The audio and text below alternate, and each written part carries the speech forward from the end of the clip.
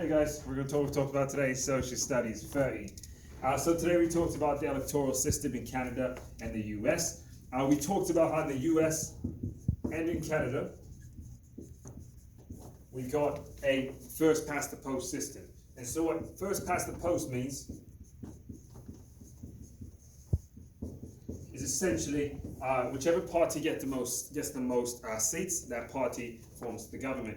And so with Canada, because we got a multi-party system, essentially in Canada, because we got a multi-party system, let's say this is the voting map, this party wins because they have the most amount of seats. However, they didn't actually get the majority of the votes. And so if they get less than 50%, we get a minority government. If they get over 50%, we get a majority government.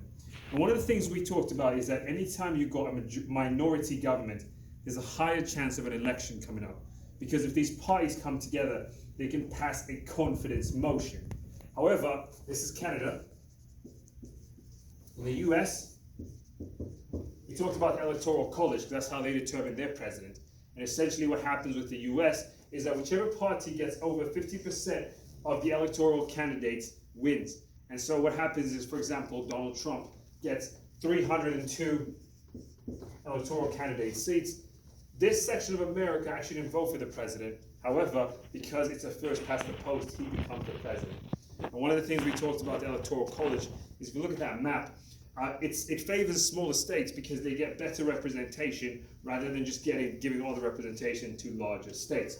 We talked about the duties of the Senate and the House. So go over that diagram which talks about the different branches of US government and the legislative branch, which is Congress, as the House and the Senate, and the executive, which has the VP, the president, the cabinet, and the Supreme Court. And go over to know how it is that Donald Trump is planning on using the Supreme Court to further his legacy. Because the whole point of it is that there are 9 justices which are appointed by the president, and if Donald Trump can get the vast majority of Republicans, they stay in for life.